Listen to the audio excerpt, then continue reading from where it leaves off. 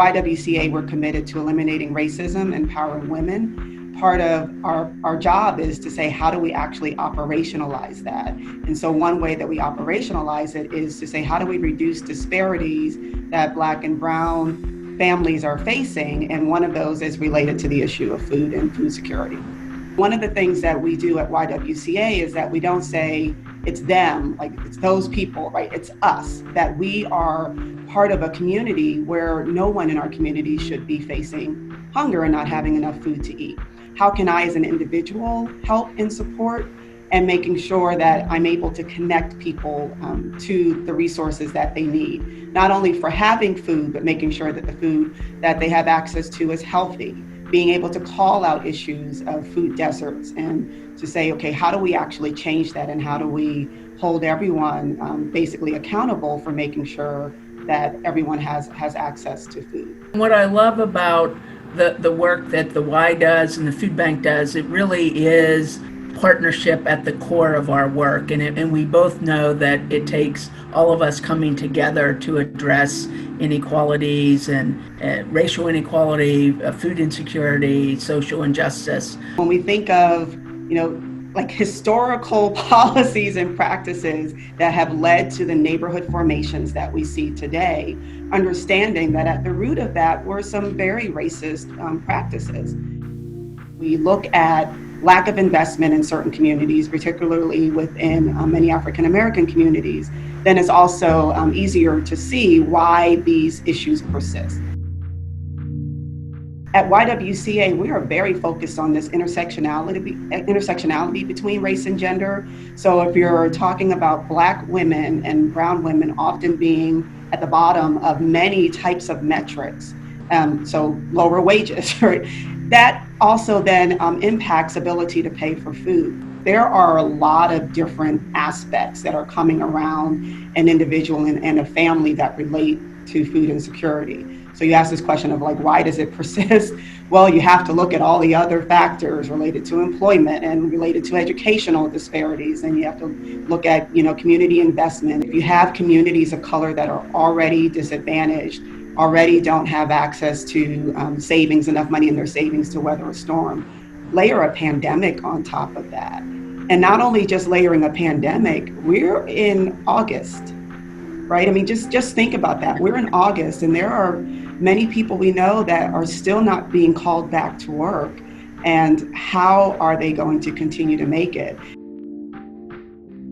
I saw a report from the Census Bureau that 40% of Black and Hispanic families are struggling with food insecurity right now.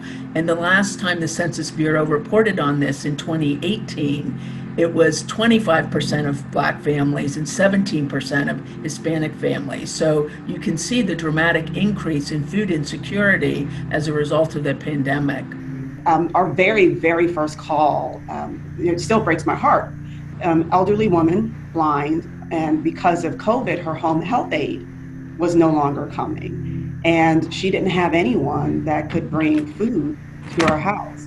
And at this point in time, this was when we were like very early on in terms of the response.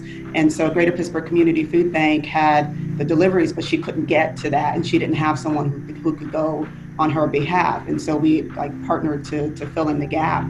But then arriving at her home with food and seeing that there were other essentials that she was missing in the home as well. And so how do you also then secure that gap? Again, very, very first call, and extremely gut-wrenching. Boy, if I could change one thing, it's to be there with people, in partnership with people, to say we're here in your greatest time of need.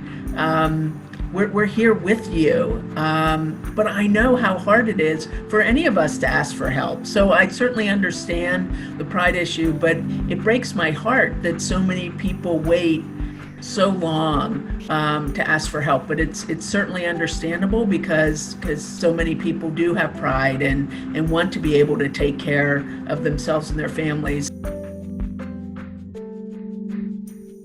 Educate, advocate, and donate. And so educate, the first piece is to actually really getting more people to educate themselves on issues.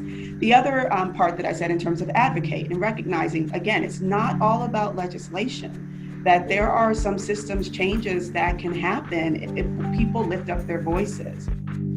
The third one is donate, and people immediately start going to money, and yeah, money is important, right? So Greater Pittsburgh Community Food Bank isn't just creating food out of thin air, right? That there actually is an investment that has to go into being able to do it. But why does YWCA look at partnering with the food bank? Because I know the food bank's buying power is greater than mine as an individual organization. So together, we're able to serve more families.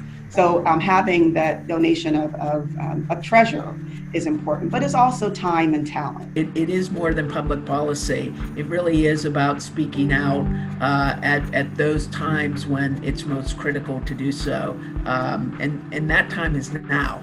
This is a long, long journey. And I know for us at the food bank, we're the light, we haven't even seen the light at the end of the tunnel. There's more work for us to do. We're committed to being an anti-racist organization, and there's a lot of work left for us to do. Having this conversation right now and being able to help someone else to see, like they may not have thought food justice and social justice and racial justice go together, but now they know, right?